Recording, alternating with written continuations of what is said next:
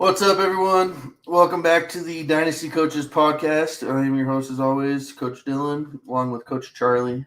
Coach Nick's not going to be here today. He's got some stuff going on, so it's just going to be me and Charlie.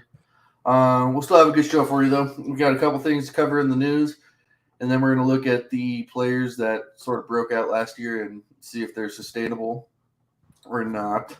And then at the end, we're going to do our trade segment, the what the hell were you thinking, or whatever we were going to call it there. But that seems to be our favorite segment here. So we're going to try doing that every week. But let's go ahead and get into it here. Our first segment, our first news and notes here. Arthur Smith, Atlanta Falcons head coach, said Desmond Ridder is light years ahead of other rookie QBs at this point in his career. Is this just a coach talking to a player in the offseason, or, can Ridder possibly start week one over Marcus Mariota? I don't think Ridder's going to start week one. I think we're kind of going to see like a classic situation here where the vet comes in and starts week one. But the way Smith is talking, and if Mariota struggles, which is, a possibility, we can see Desmond Ridder step into the starting role sooner rather than later for, a Falcons team that's not exactly going to have much to play for this year, because that is a, bottom of the barrel type roster with only, a few solidified players who are going to stick around long term. Yeah. Do you think either one of them could have, I want to say top 12 because neither one of them are going to sniff the top 12. But, high QB2 upside, maybe? Potentially Mariota, I think, with his rushing upside, because he's an athletic guy. He can run with the football. We saw him do it, in his time with Tennessee and Vegas. So we know he can bring that to the table. It's just a matter of whether or not he can, have a little bit of consistency in the passing game. We know they're going to throw the ball. They're going to be playing from behind a lot. He's got talent now at the pass catching position with who's obviously still got Cordero Patterson, but he's got Drake London now with Kyle Pitts. I think they had brought in Brian Edwards too, so it's not like he doesn't have anybody to throw the ball to. So it could happen. Whether that happens, whether it actually does, I'm a little more skeptical, but the potential is there. Yeah, it should be interesting to see because, we kind of know what we have in Marcus Mariota. We don't have a clue what we have in Desmond Ridder. So it'll be interesting that if Ridder does get a chance at some point this year.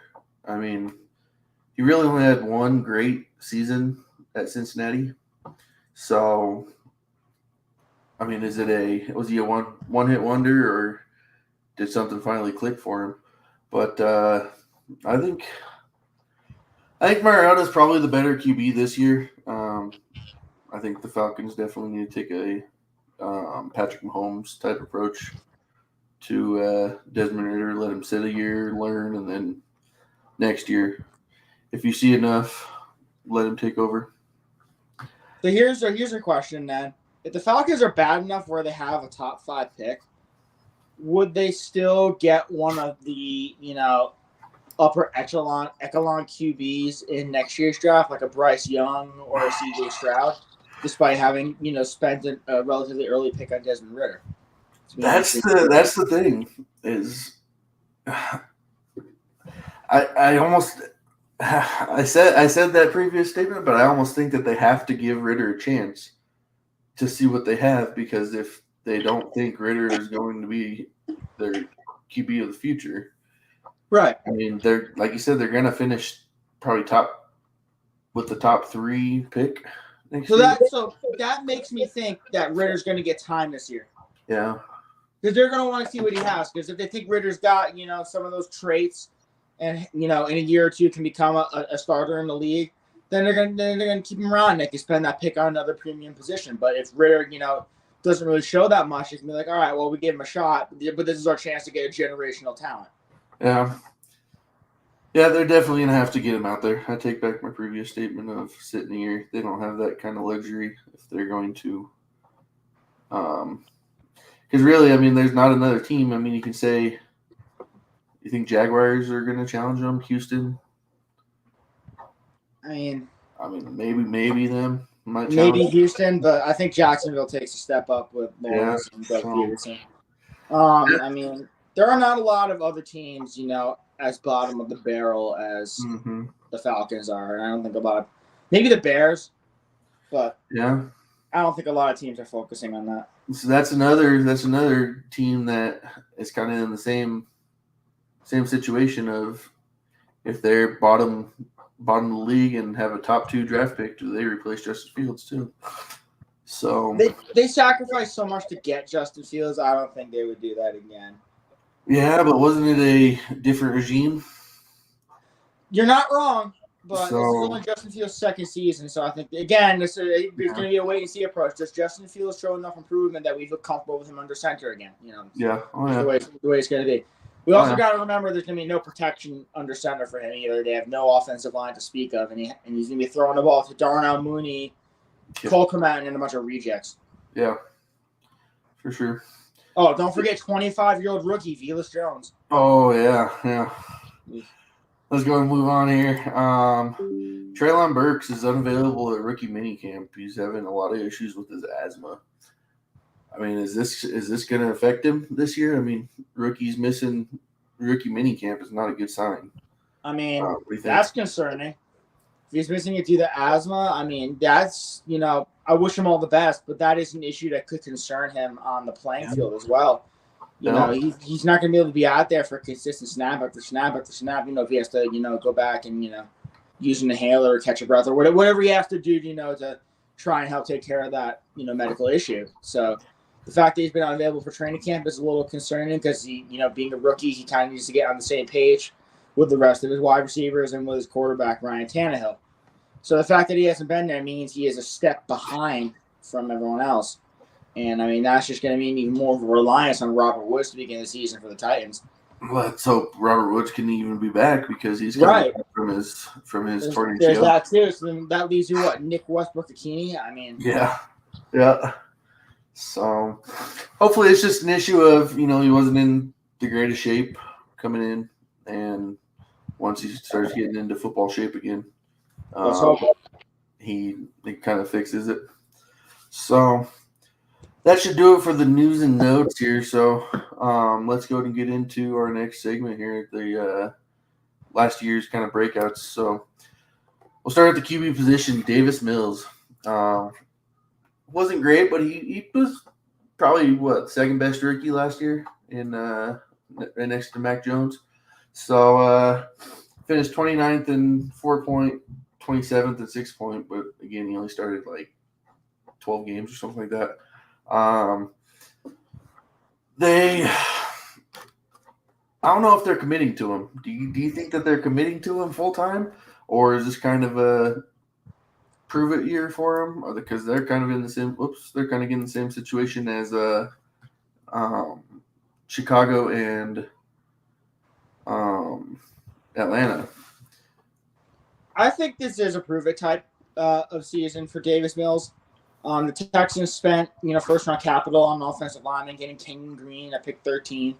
So, they're giving him protection. He's got, a couple weapons at least around him. They drafted Damian Pierce. They still got Brandon Cooks. So they're kind of telling him, let's see what you got this year. If you can repeat what you did at the end of last year, maybe we'll keep you around.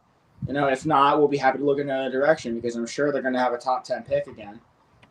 Maybe even top 5, depending on how the season goes. Because, where Davis Mills goes, the Texans will follow.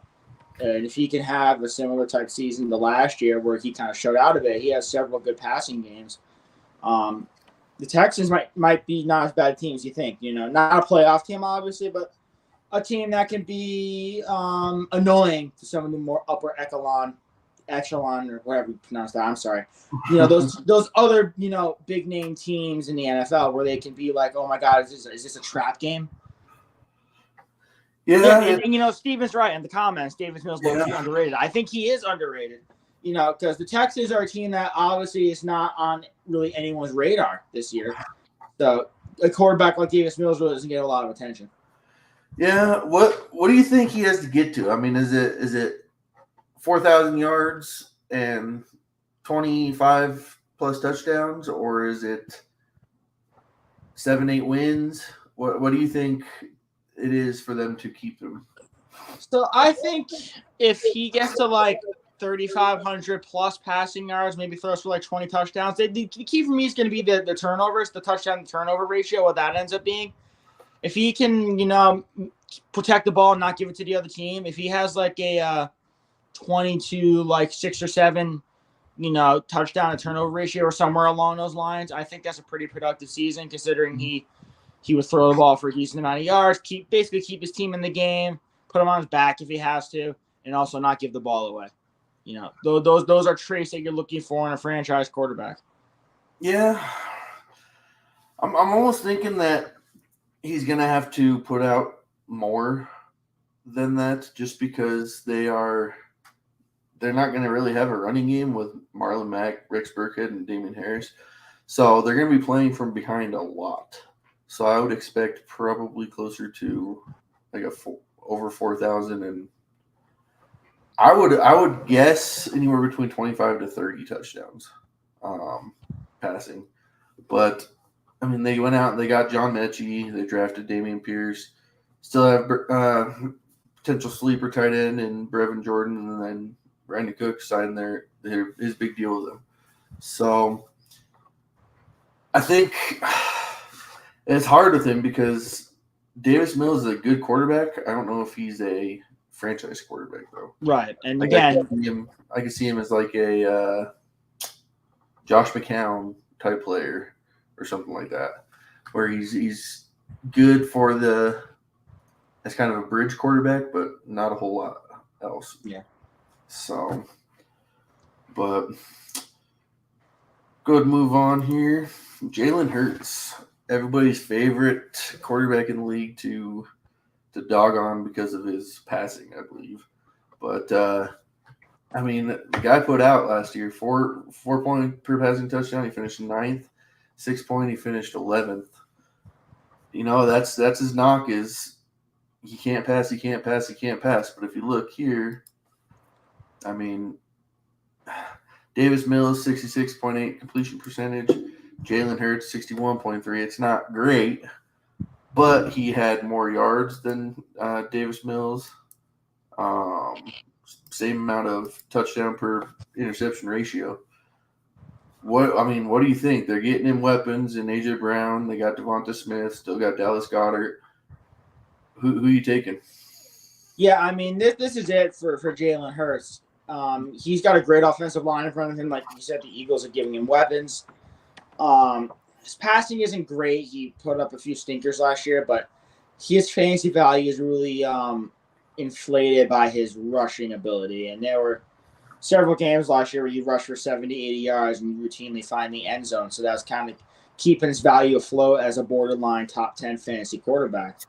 I would definitely rather have him than Mills, as much as I'm not a Jalen Hurts fan for fantasy personally. But Jalen Hurts has that unique two-way rushing ability that not a lot of other quarterbacks besides, Lamar Jackson and Kyler Murray, those guys have. He's got the weapons in front of him with Devonta Smith, AJ Brown, Dallas Goedert. He's got, an elite offensive line protecting him up front, which is what you like to see if you're an Eagles fan and if you're Jalen Hurts, because you want that protection to give him time to throw the ball. So the pieces are all there. It's just a matter if he can, put it together and improve his passing stats. Because we know what he can do on the ground running the football. It's just a matter of if he can improve things when he's throwing it. Yeah, he almost had 810 on the ground. So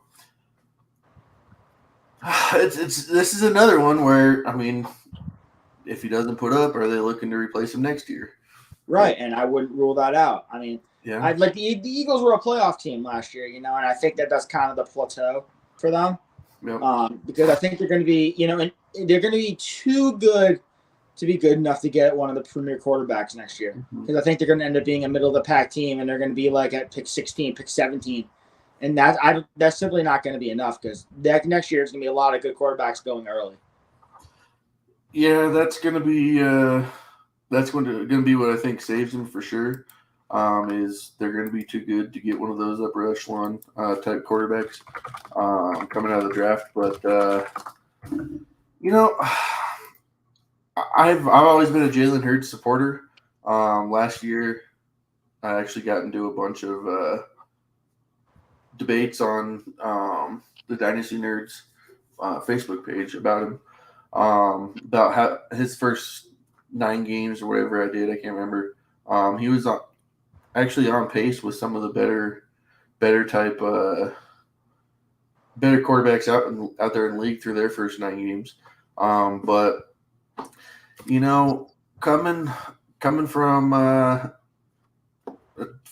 fantasy standpoint here, I mean, I'm looking at Kyler Murray's stats right now. He obviously has a lot better completion percentage, so it's 61.3 for Hurts, 69.2 last year for Murray. But I mean, Murray only had another like 500 passing yards and 8 passing TDs. So it's not something where I think he has to like go out there and just be legit, because that rushing upside is going to carry him in fantasy. I honestly think that if he gets it back to the playoffs, I think that this is Jalen Hurts' team going forward. Yeah, that'll be enough. If he can get them there himself and not be carried by other aspects of his team, absolutely. It'd be nice to see the running game get a little bit better, because you've seen Miles Sanders and what everybody thinks he can do, but he's kind of been a bust since he came in the league. He hasn't been what people expected, I don't think. That's why I was hoping there'd be more Kenneth Gainwell time. He's a guy I was kind of keeping an eye on coming into this year. Yeah. But, at any rate, you are correct. That's something they need to work on, because anytime they need to get some yards on the ground, it can't be, Jalen Hurts scrambling. Yeah. I think the A.J. Brown signing is going to be huge for him too. I mean, or trade. A.J. Brown is a difference maker at wide receiver. Devonta Smith, Dallas Goedert. You can't. I mean, who do you stop in this offense? A.J. Brown, Devonta Smith, or Dallas Goedert?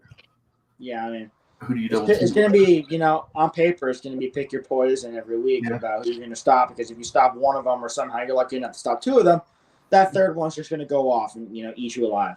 So yeah. For sure. So let's go and move on here. Go to our running backs here. Cordero Patterson. The guy was nothing until last season. 31 years old.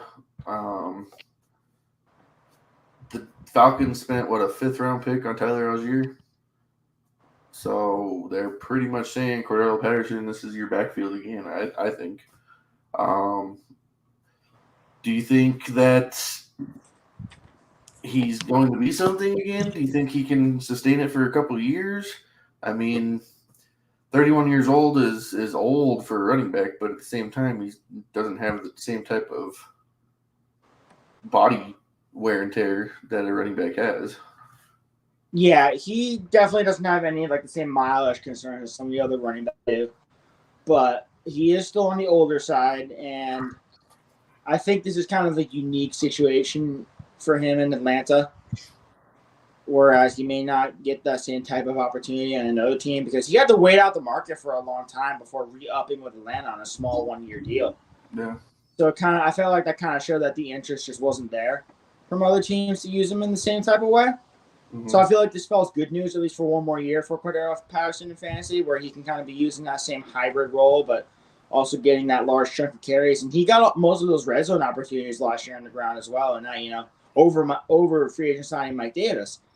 And that kind of showed how the Falcons viewed it. And so I think this year's going to be a little bit of a repeat. Yeah, this is another one where, if the Falcons don't go quarterback next year with one of those top picks, is there a running back out there? I haven't looked at the next year's college draft class yet, but seeing Bijan Robinson on this team would be kind of electric. Yeah, do they go there with that first pick next year? Conventional wisdom says don't take a running back with a top 5 pick, but trade back. Oh well, yeah, a late first, absolutely, without question. Yeah, so it'll be interesting. They have so many needs, so many holes on this team. They're 27th in offensive line. Their quarterback is a mess. They could use another receiver or 2.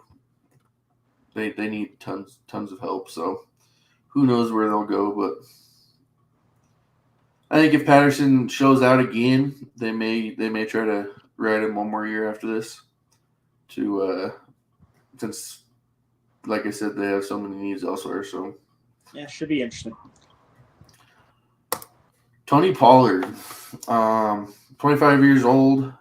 He broke out last year. I mean, he's still the backup to Zeke, but it's becoming more of a 50-50 split in Dallas. Zeke's getting old. He's starting to get a little bit injury prone-ish. I don't want to say he's injury prone because he's only had like 1 or 2 injuries his entire career. But he's behind the first-ranked offensive line. Do you think Tony Pollard continues to take more from Zeke, or is this still Zeke's backfield? I think he should be taking more from Zeke, but as to whether or not he actually does is a different question. I mean, last year we basically saw, a 50-50 split in essence. It felt like that for every 2 carries Zeke got, Pollard would get 2 right after him, and, vice versa. And Tony Pollard has a lot more of a unique, different skill set. Tony Pollard's been used in the return game. We know Tony Pollard's very shifty. He can be used as a first, second down back, and he's a very adept pass catcher. I believe he got more of the pass catching back opportunities in that Dallas offense last year than Zeke ever did. And Zeke's getting up to that age at running back where you start to get a little concerned about the wear and tear on the body, because he led the league in touches for the first couple seasons, if I'm not mistaken, at running back. Yeah. And that puts a lot of wear. Simply, we say it over and over again, but it's true, wear and tear on the body. Mm-hmm. And you can only last so long after that. And some of the inefficiencies for Zeke Elliott were beginning to show up last year. Not as many yards per carry, despite having a relatively strong offensive line. Not as many touchdowns. So I think the cracks in the armor were beginning to show, and I think this is Tony Pollard's opportunity to step in. And honestly, I think at this point he should be the starter in Dallas because it would make them a better team. Yeah. Do you think he has standalone value, or without question, more of a? Without question. Yeah. Okay. I think so too. I mean, Pollard is honestly at this point. Zeke is starting to collapse. I think that definitely use Pollard more to keep Zeke fresh, so that whenever it comes time and you need him, Zeke has fresh legs. And because let's face it, I mean, they're gonna be a playoff team. Their division is not great right now. Nope. They can use Zeke for that one playoff game they lose. Exactly. So their only competition right now in division is Philadelphia. Washington still, I think, a ways away, and then New York is starting to get there, but I think that there's still probably a year or 2 out. But do you think that losing La'el Collins is gonna kill this offensive line? I mean, they drafted Tyler Smith in the first round to replace him, but yeah, and obviously drafting Tyler Smith is going to help fill the void a little quicker than maybe with some interim bargain bin free agent, but it's going to take him some time as a rookie to adjust to the NFL level competition. Yeah. And throwing him right into the fire, obviously, that could be like you get like a Tristan Wirfs situation where he excels right away, or you could get maybe something like a Jedrick Wills where he tends to struggle a little bit. So it's kind of a wait and see approach. But obviously, La'el Collins is a proven stud at right tackle. Still can't believe they cut him, but obviously they had to because of the cap. It's not offensive line is not going to be as good, but it's still going to be good because unless I'm mistaken, Tyron Smith is still there. Mm-hmm. Zach Martin is still there. Yep. They had I think they just got a center too, didn't they? They got Tyler Biadasz last year. Yeah, yep. And he started to show things at the end of last year. So they have some, proven high-end commodities on the offensive line. So, and right tackle is the less important tackle position because, you got Tyler Smith protecting the blind side for Dak Prescott. So that's easily the more important side. Yeah. But it certainly doesn't help losing La'el Collins. Let's just leave it at that. Yeah, for sure. I mean, like you said, 26 years old is their kind of running back fall-off age. So unless you're a special back, do you think Zeke is that kind of special back, or I mean, Adrian Peterson, Frank Gore, that type of back? I mean, like the only back I could think of that's like that kind of special right now, like in the league, is maybe Derrick Henry, because he's, before he went on the shelf last year, he was having a special year at age 28. Yeah. And he's kind of unique in his own way. There aren't a lot of backs like that. The rest of these, two-way dynamic talents, they're either derailed by injury or old age. I mean, we're seeing it with Saquon. He hasn't been able to stay healthy. Zeke, he's kind of coming off the rails a little bit. Kamara's getting up there in age. We don't know what he's going to be like next year. McCaffrey keeps getting hit by the injury bug. Injury prone seems to be, a term thrown around a lot, but in truth, it really does apply to a lot of these players at that, premium fantasy position. Yeah. We forget, too, that they added that 17th game, so. That's right. So that's going to be, they're going to have to be even more careful how they manage, the game loads for some of these players. Depending on if the games at the end of the season matter too much or not, you could be seeing players getting less of a workload or no workload at all. Like if you're a playoff team and you have a bye clinch, like we could have a Tony Pollard game in week 17, week 18, or whenever it is, if they want to give Zeke some time off. Yep. So, all right, moving on here. A.J. Dillon. He's starting. I think he had the most carries last year on the team. Only 24 years old. Do you think that A.J. Dillon takes over as the primary rusher? Because I believe Green Bay's passing weapons are not all that great this year. So Aaron Jones, does he get used more as a receiver? And A.J. Dillon is now the primary rusher. Yeah, I tend to agree with that statement. The Packers have already said that they want to use Aaron Jones more as a receiver, with it being, kind of Christian Watt and Alan Lazard and the whatever show. And Aaron Jones is a proven pass-catching back. He actually had a pretty good – I remember reading a stat saying, like, he had the best, route separation or something like that besides Devontae Adams on the Packers last year. Yeah. Which is pretty insane for a running back. So, he's got the chops there. Plus, he's older, so that lightens his load a bit in the running game where he doesn't have to do as much there, take a pounding. So, and A.J. Dillon's, the perfect bruising back on first and second down to kind of come in and soak up some yardage. So, this is going to be a good situation for him. And plus, A.J. Dillon's, a very competent pass-catching back in his own right, too. Yeah, 37 targets. We saw that last year on numerous occasions. And so he can do that as well if the need ever arises. If Aaron Jones got hurt, if you have A.J. Dillon, you could plug him into your lineup as an RB1 week after week. Jones, without question. And I think there could be some sneaky standalone value because A.J. Dillon's going to be that goal line back. Yeah. If Aaron Jones gets hurt, you're looking at you might be looking at a top 5 back. Yeah, in theory, I hard to argue with that. I mean, he's massive. First of all, he's like 244 pounds or something like that. So he's going to be used on the goal line. Hopefully, the Packers. I would bet that they're going to get to the end zone more often than not because they still have one of the best quarterbacks ever play the game in Aaron Rodgers. So, I mean, I think A.J. Dillon has a lot of standalone value. I think that I would even go as far as saying he's probably a top to mid second number 2 running back right now. I would take him. I think he's in for a huge year. I think Aaron Jones steps aside more in the rushing game and goes to the receiving role. So I think there's a lot of time where you might see both backs on the field at the same time. Oh, easily. There's going to be a lot of times where they have Aaron Jones split out wide, and they'll have A.J. Dillon in the backfield. That's a guarantee. Yep. So, moving on to our wide receivers, Gabriel Davis, the playoff star in the AFC Championship game,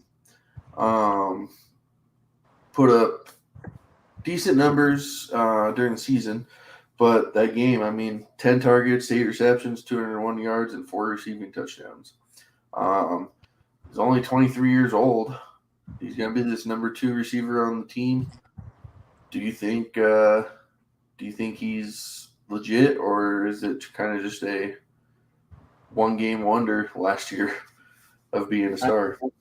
That's the big question, isn't it? Yeah. And I'm a little skeptical right now. So I actually don't really own any Gabriel Davis shares in fantasy because of that. Because I kind of want to see if he's going to live up to, I guess, the hype per se in the first few weeks of the season. Having Josh Allen at quarterback is certainly more of a help than a harm, obviously. Having someone like that throwing into football should, lead to success. But until I see it in, a relatively consistent pattern, over a few weeks, it's kind of hard to believe that he's going to be, this, wide receiver 2 for fantasy. So I'm kind of just on a wait and see approach with him right now. Last year at the beginning of the season, I wrote a article on our website. Go get Gabriel Davis. Go get Gabriel Davis. Go get Gabriel Davis.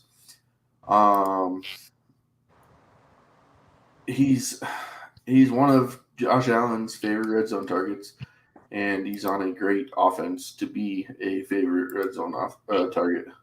So he had 17 last year. He had 10 the year before. I mean, I think that you're looking at a star in the making. I've been a big Gabriel Davis truther since really his rookie year. Whenever he showed out with, I think he had like 7 touchdowns. He only had like 21 catches for 300 some odd yards or something like that, but he had like 6 or 7 touchdowns. So I think the guy's a stud. I think that you could be looking at the next breakout wide receiver in the league. But there's always that chance that Jamison Crowder is their number 2 because he's the veteran guy out there. Stefan Diggs didn't really have a great year last year, so does Diggs take more of a? I mean, he had a good year, but he wasn't didn't ever have any of those breakout huge week performances. I want to say Gabriel Davis is the next breakout and everything, and I believe it, but there's a lot of questions about it. Like you said, not to mention he was hurt last year, I believe, at the beginning of the season. So, and I actually think he actually got hurt in his rookie year also. So, can he stay on the field for a 17-game season? I mean, the big question. Yeah. So, I would definitely go out and get him still. I think that I would probably take him over all but probably, I want to say 4 probably of the rookie wide receivers coming into the league. So definitely go out and get him, but just know that you'll probably have some question marks whenever it comes to if he's going to be that star or not. So moving on, Darnell Mooney. Great year last year, 140 targets, had a ton of work in that Bears offense. 24 years old, finished 23rd in PPR, 22nd in standard. His touchdown mark was not very high with only 4, but is that what he's going to be in this Bears offense? They don't reach the end zone a whole lot with the young quarterback, lack of talent elsewhere. What do you think? Yeah, this is a tough situation to evaluate because I love Darnell Mooney. He's one of my favorite players in the league. I want him to succeed, but I'm also afraid he's turning into the next Allen Robinson, where he's going to put up a lot of good numbers on a bad team, but he's not going to reach the end zone as much as you like. Nope. Now, on paper, Darnell Mooney is the unquestioned alpha in this offense that doesn't have a lot else besides, I guess, tight end Cole Kmet, like I stated earlier. So he should have the tools to succeed, and it's also going to depend on a second-year leap from Justin Fields. What can Justin Fields do to elevate the Bears' offense? And that is really going to affect what Darnell Mooney does a lot.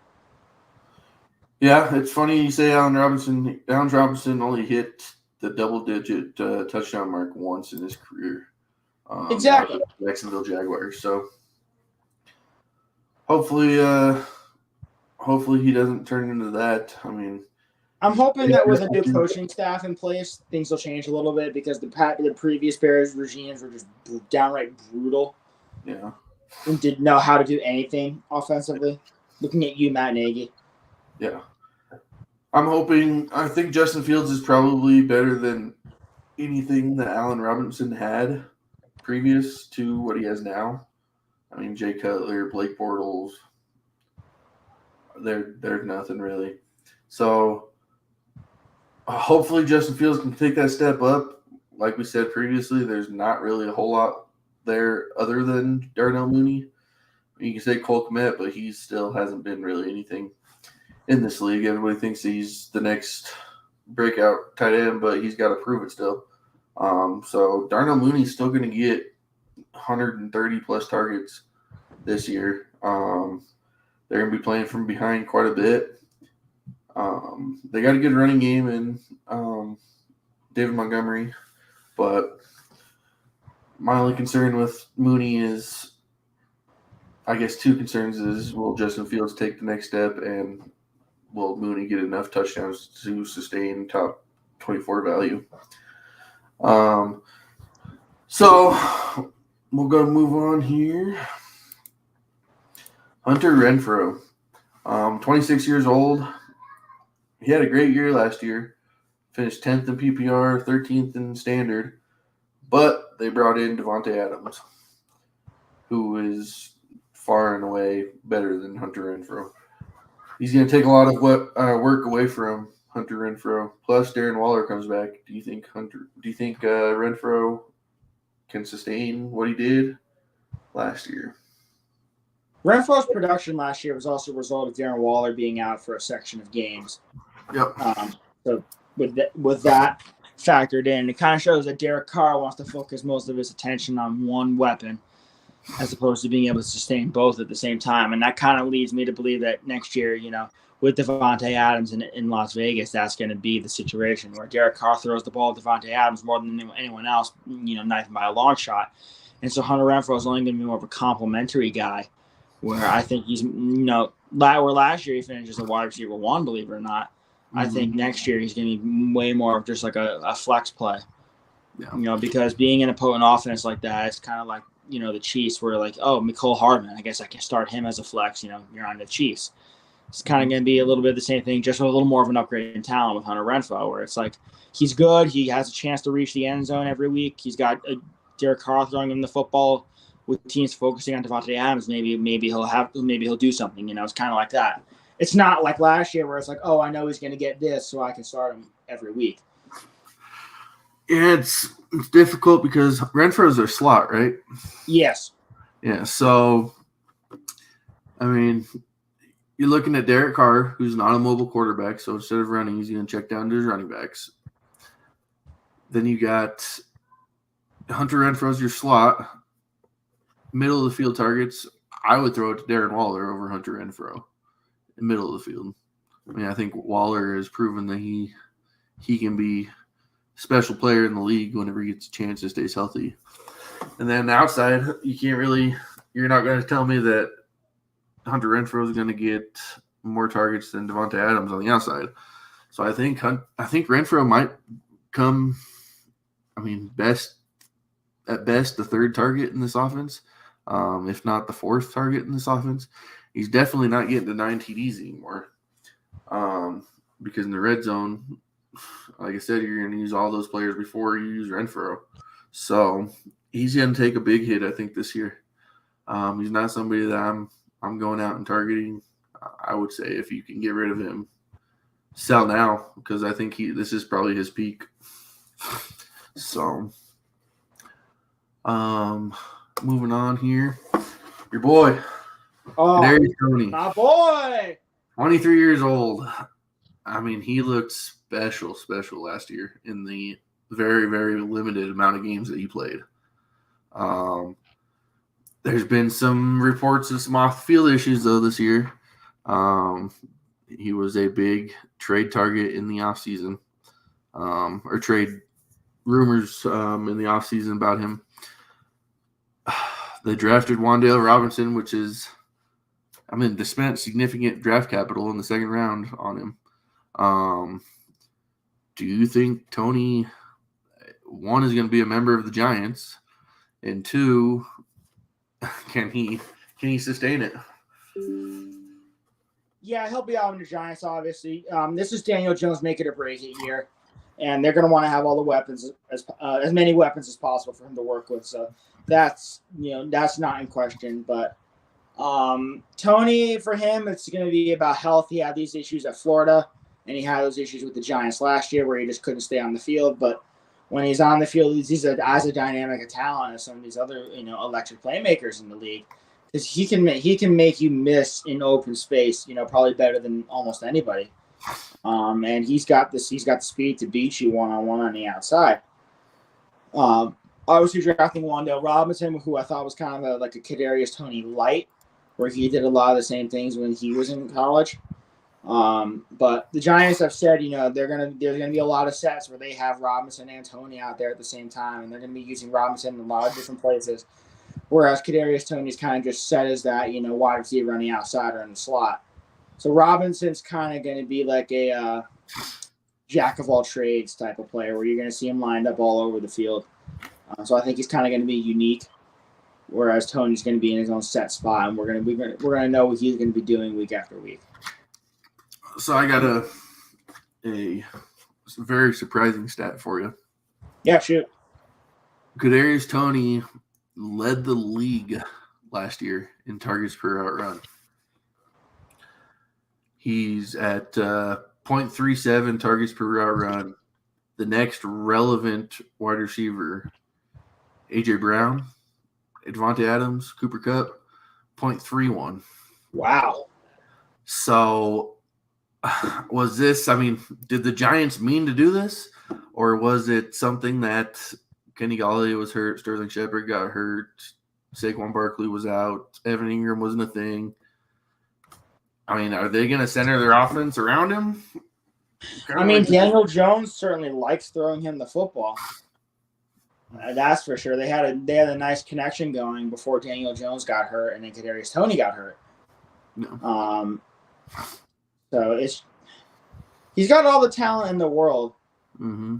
It's just a matter of him being able to stay on the field, and if Daniel Jones can find him again, I certainly don't see why not. In theory, teams should be focusing in on Kenny Galladay, but it might be a role reversal here where if you're game planning against the Giants and you're not worried about stopping Saquon Barkley, you're probably going to have to worry about stopping Kadarius Toney because he's easily the most dynamic piece on that offense. He reminds me, this may be a stretch, but he reminds me of Odell Beckham. A little bit. When I saw him last year, I was kind of like 2014 Odell Beckham flashbacks. Yeah, just making people look. Because Odell came right into the league and made an impact, And Odell suffered with injuries in his rookie year too. So I'm kind of hoping for that second year elite breakout type season from Kadarius Toney, similar to what you saw from Odell. Yeah, it's just he's on the Giants. They had, Odell didn't really have off the field issues. It's more the on the field issues with the I want targets and stuff like that. But just the way that they play, they both make people just look stupid. It's also, the level of talent at quarterback, I suppose, too. Because Odell did have, Eli Manning, still kind of towards the end of his prime where Eli was still good at throwing the football. Yeah. And then obviously now you have Daniel Jones, who obviously isn't an Eli Manning, even though the Giants wanted him to be. Yeah. For sure. It'll be interesting. I have high hopes for Kadarius Toney this year, but whether he lives up to them or not is a different story. Yeah. Tight ends, Dawson Knox. He balled out last year for the Bills. 11th in PPR, 6th in standard. 9 receiving touchdowns. Do you think that's sustainable for him? They did bring in O.J. Howard for competition, but right. So I want to say yes, but I also feel like he's due for a little bit of at least touchdown regression because that's a really high number for a tight end, and that's not something you typically see. I guess unless you're maybe Travis Kelce or Gronk, because where you love to throw the Gronk in the end zone. Yeah. But we're adding O.J. Howard, who's a competent tight end, and with other guys like we talked about Gabriel Davis before, Stefan Diggs. Got those running backs as well now with the addition of James Cook. So there's a lot of mouths to feed, and you can't always be going to the same guy in the red zone. Now, that being said, I do think Dawson Knox is going to be good for at least 5 touchdowns this year, maybe even a couple more, but I don't think he's going to be, trying to get him close to the digit area like we saw this past year with 9. I agree. I said previously, I think Gabriel Davis is the next breakout star wide receiver. I think that this comes at the expense of Dawson Knox. I think that it definitely will hurt Dawson Knox. Definite touchdown regression coming, like you said. And honestly, I mean, OJ Howard was a big draft pick. He's a first-round draft pick. I think that he's got all the talent in the world. It just didn't click. So who knows what might happen whenever Howard, if it does click for him. So moving on, Dalton Schultz. Broke out last year, 104 targets, 3rd in PPR and 3rd in standard. Do you think this is just sustainable? He was 2nd on the team to tied with Zeke for red zone targets, but Amari Cooper was 1st, but he's no longer on this team. So what do you think? Well, to paraphrase Chris Collinsworth, now here's a guy.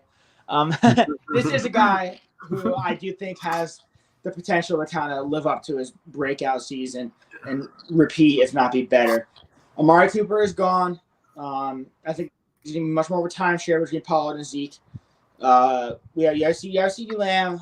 Michael Gallup is back, obviously, and they drafted Jalen Tolbert, but I still think Dalton Schultz is the number 2 target in that offense behind CeeDee Lamb. He and Dak had that connection. Dalton Schultz was used regularly as that safety blanket last year, and I think he's going to see a little bit of that same role this year. With Jalen Tolbert, especially despite the fact that he's a 3rd-round pick, he's going to take some time to adjust in the NFL. He's not primary on the depth chart, so I don't think he's a threat. I think Gallup's a little too inconsistent for my liking to be a weekly threat day in and day, week in, week out, excuse me. So I think that, the only real trustworthy, not counting the running backs besides CeeDee Lamb, is Dalton Schultz. And having a really good quarterback and Dak Prescott throwing in football, like a lot of these other teams in the league, is only going to help you rather than hurt you. Yeah, I agree. I think Schultz is number 2. The only thing that scares me is did all of his success come at the expense of Michael Gallup getting hurt last year? Because didn't Gallup get hurt early? Yeah, but again, you're swapping out Amari Cooper and you're swapping in a healthy Michael Gallup, so there's still a target. Yeah. That is true. The departure of targets, so I think it's all going to balance out. That's true. I agree, though. Dalton Schultz definitely has a lot of potential to continue his success. So, another one of your boys, Ricky Seals-Jones. All right. I don't know if he's a boy. Let's not get ahead of ourselves. Yeah, he wasn't really anything until drawing a blank on Logan Thomas. Yeah, Logan Thomas. But whenever he stepped in, he was actually pretty decent for them. They did draft Daniel Bellinger, but he did have 12 red zone targets last year, which would have led the Giants. Do you think that that happens this year, or like you said earlier with Kadarius Toney, there's a lot of mouths to feed? So I would like to I'm going to make a guarantee, and I'm not going to do this very often, Dylan. I'm going to guarantee that Ricky Seals-Jones is not fantasy relevant at all in the 2022 season. Okay. Routinely in training camp, Ricky Seals-Jones was working with the 3rd-team offense, and rookie Daniel Bellinger was working with the 1st team, getting the most first-team reps working with the starters. Because Daniel Bellinger was, he didn't have a drop at San Diego State last year. He has sure hands. He's a much more capable blocker. He can kind of do, just a little bit of everything, nothing special, but very competent. And he was making some incredible catches in camp, and he didn't have a single drop in camp either. But Ricky Seals-Jones was having some drop issues, wasn't being consistent, so he wasn't seeing as much time with the starters in camp as Daniel Bellinger was. And the Giants also signed Jordan Akins, and Jordan Akins was ahead of him in the depth chart working with the 2nd team. So while I think Ricky Seals-Jones is going to see some time, as a kind of a proven vet, he's not going to be anything in fantasy at all. If the Giants produce anything fantasy relevant from tight end, it's going to be from Daniel Bellinger. There you go, insider information from Charlie there. Wow, that's good. I did not know that. I was thinking Ricky Seals-Jones was probably going to be the number one, but it'll be good to see Daniel Bellinger out there, get the fresh face, see what he can do. So, last tight end here and last person we're going to talk about, CJ Zama. He was actually really good for the Bengals last year. Was that just a Joe Burrow thing, or can Zach Wilson sustain some of that? He has some competition with Tyler Conklin and rookie Jeremy Ruckert. But. Right. I think we're kind of looking at a split at tight end here with three guys who, are all very capable in their own right of producing at tight end. So you're kind of going to, see them all take away from each other. Not one guy's going to stand out every week out, where each week could easily be a different tight end. And with a lot of other weapons in this Jets offense now, with Breece Hall, with Garrett Wilson, Elijah Moore, Zach Wilson's going to have a lot of mouths to feed. I think tight end is going to be a position that kind of gets neglected a little bit. I agree. This team now runs around it's two young wide receivers and two young running backs. So, the one place that I could see Uzama standing out is the red zone, though. I think that he could be in for a 5 to 7 touchdown season, but I don't even know if he tops the 400-yard mark. So I don't think that he's really anybody to target. I think that he could be a decent bye-week replacement for your team, but other than that, nothing. So, all right, let's go ahead and move on to our favorite segment here. Our what the hell were we thinking here in our trades? Trade number 1, 12-team Superflex. Receives Cortland Sutton, Isaiah Spiller, Ty Davis-Price, and a 2023 third for Damien Harris, Jacoby Myers, Darnell Mooney, and a 2023 second. This was actually kind of interesting. Yeah, I'm not really. This is actually, close to fair, I think. Yeah. I say Cortland Sutton is the best player in this trade. Yeah. Oh yeah. And especially with Jerry Jeudy likely being out for a little while with his, I think there's probably a suspension coming. Two intriguing flyers, and Tyrion Davis-Spiller, especially Davis-Price with San Francisco. But then on the other side, you go a little younger. You got Damien Harris, who I guess can be kind of like a flex guy. And you got Darnell Mooney, obviously, who can be a wide receiver too, and getting a decent draft pick, 2023 second, and what it should be a pretty good class next year. I think this trade is pretty well balanced. I don't have too many qualms with it because each side clearly had their own aspect to why they wanted to do it. Sutton's side, I think, is trying to win now, and the Mooney side is trying to get a little younger and recoup some draft capital. So I got no beef with that. I agree. I think that Sutton and Mooney kind of cancel each other out. You could do Damien Harris. Really, Damien Harris for Isaiah Spiller and Ty Davis-Price, I think, possibly. Jacoby Myers for that third, and then I think that you're getting a second for free, really. I think that it had been a little bit more even with not giving up that second, but we'll see. I think it's a good trade, though, either way. So if I had to choose, I would go with I think I'd probably choose the Sutton side. I think I would probably choose the Mooney Harris side, but that's just me. I just think, Isaiah Spiller was one of the higher projected draft spots until it actually happened. And if Austin Eckler, who's 30, ends up getting hurt, I think Isaiah Spiller could be big. So I would take the Sutton side. You take the Mooney side. So it's a wash here. Trade 2. Superflex. His other QBs are Tannehill and Mariota. Receives Zach Wilson, a 2023 third and a 2023 second for Trey Lance. I know everyone's like hyping up Trey Lance a lot for Dynasty because, the potential is certainly tantalizing. But Zach Wilson also improved a lot this offseason with the talent that Jets have put around him. Yep. And, so being able to get him and 2 picks for Trey Lance, I think is pretty good value. It's not lopsided, but I would definitely take the Wilson side. I would take the Wilson side too, I think. The only thing that scares me is there's a report that Zach Wilson, the very first report of the camp was Zach Wilson is still struggling with his accuracy. Now it's the first report of camp, so he's still trying to learn Garrett Wilson. He's still trying to learn Breece Hall. He's still trying to learn Elijah Moore. So give him some time, but I think I don't think that the fall off is that far from Zach Wilson to Trey Lance. And then you're getting, like you said, 2 picks in a very good projected draft class next year. So I would take Zach Wilson's side for sure. Our last trade here, this is my favorite one. Oh, whoa. There was no... Would you mind? I see a 2025 draft pick. Yep. There was no details on what kind of league this is, but I don't think it really matters.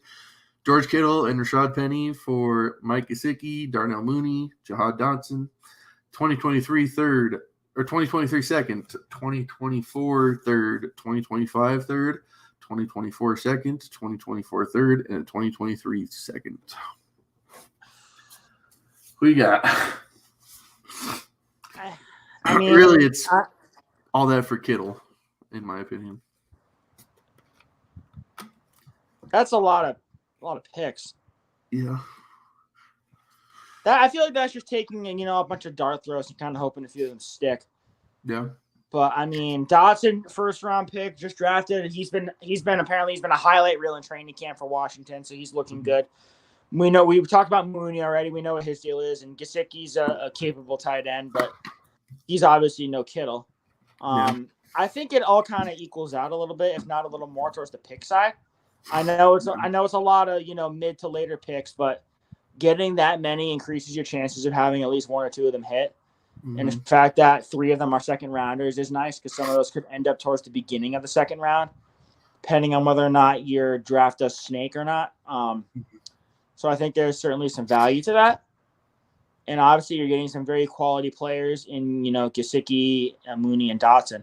So I think this is obviously more of a kind of slight rebuilding move, getting some younger guys and kind of, spreading out your talent as opposed to consolidating with a guy like Kittle, who we know when healthy is a top 5 tight end. So I would take the pick side with those other 3 guys. I would too. I think that Mooney and the 2023 seconds probably equal Kittle. Maybe add that 24 second. And then Gesicki, Dotson, and all the rest of the picks are greater than Penny, which I honestly don't think Penny is going to be a thing. I think that they drafted Kenneth Walker to take over that backfield.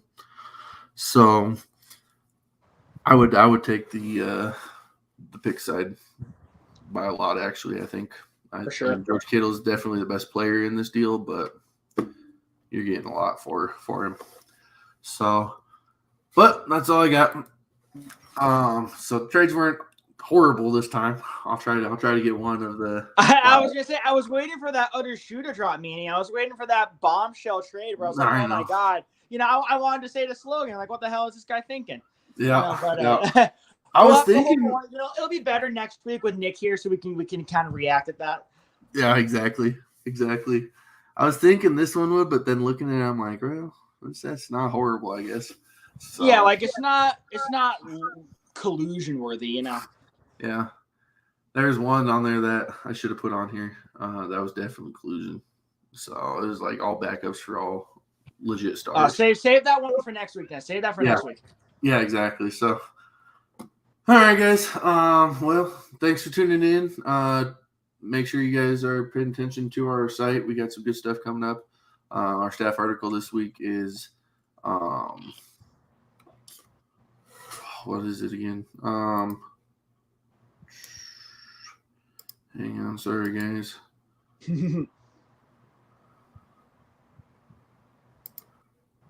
Our bounce back players for this year.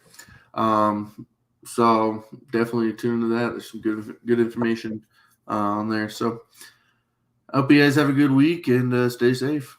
We'll see you guys next week.